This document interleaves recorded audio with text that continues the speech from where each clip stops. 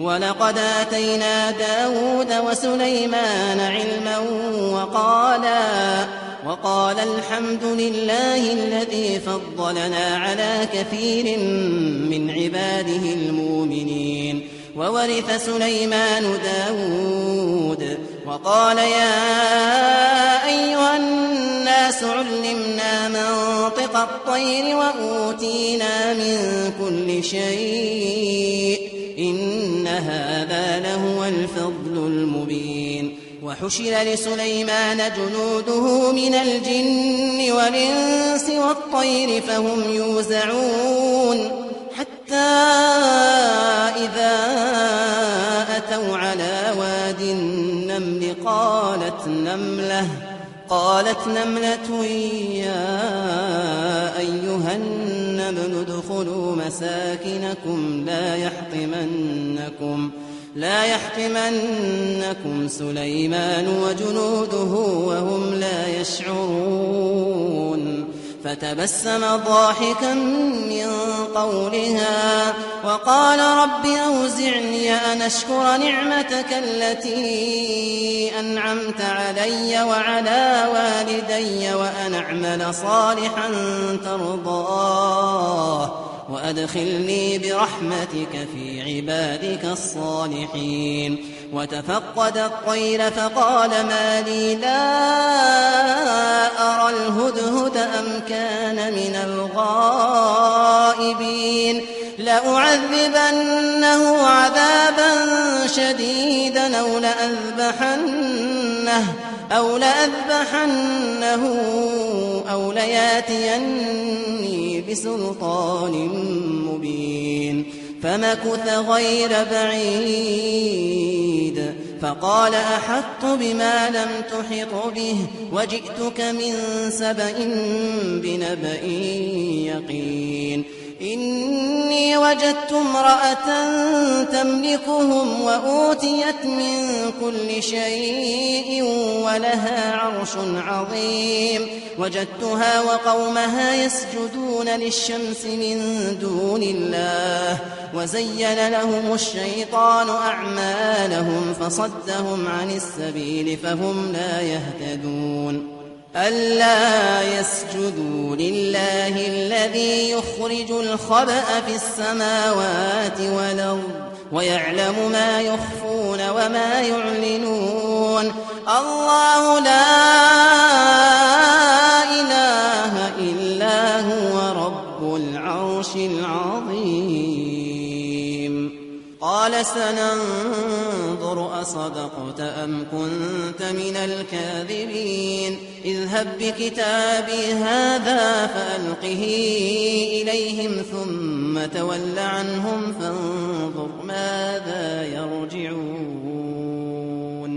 قالت يا أيها الملأ إني ألقي إلي كتاب كريم إنه من سليمان وإنه بسم الله الرحمن الرحيم ألا تعلوا علي واتوني مسلمين.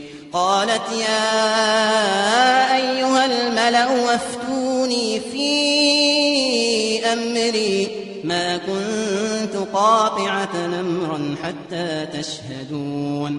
قالوا نحن أولو قوة وأولو بأس شديد والأمر إليك فانظري ماذا تامرين. قالت إن الملوك إذا دخلوا قرية نفسدوها وجعلوا أعزة أهلها أذلة وكذلك يفعلون. وإني مرسلة إليهم بهدية فناظرة بما يرجع المرسلون. فلما جاء سليمان قال أتمدونني بمال فما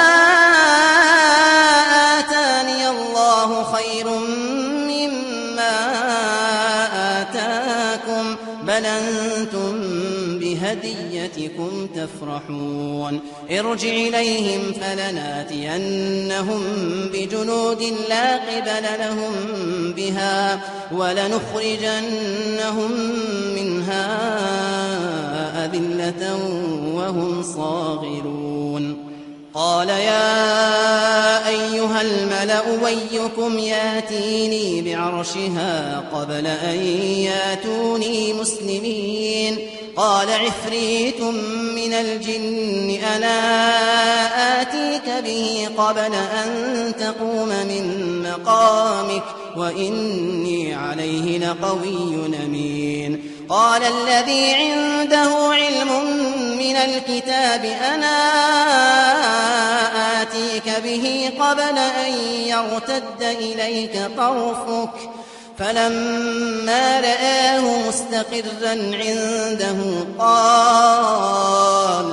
قال هذا من فضل ربي ليبلوني أشكر أم أكفر ومن شكر فإنما يشكر لنفسه ومن كفر فإن ربي غني كريم قال نكروا لها عرشها ننظر تهتدي أم تكون من الذين لا يهتدون فلما جاءت قيل أهكذا عرشك قالت كأنه هو وأوتينا العلم من قبلها وكنا مسلمين وصدها ما كانت تعبد من دون الله إنها كانت من قوم كافرين قيل لها ادخل الصرح فلما رأته حسبته لجة وكشفت عن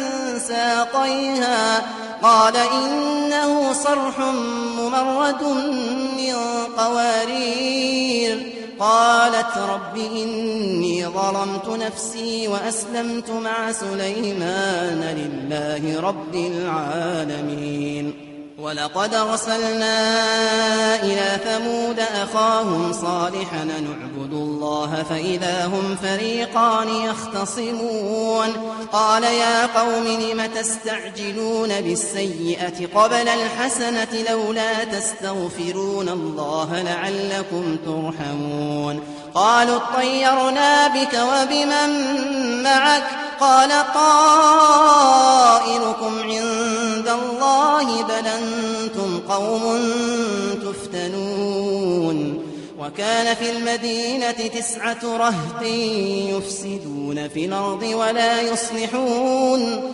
قالوا تقاسموا بالله لنبيتنه وأهله ثم لنقولن لوليه ما شهدنا مهلك أهله وإنا لصادقون ومكروا مكرا ومكرنا مكرا وهم لا يشعرون فانظر كيف كان عاقبة مكرهم إنا دمرناهم وقومهم أجمعين فتلك بيوتهم خاوية بما ظلموا إن في ذلك لآية لقوم يعلمون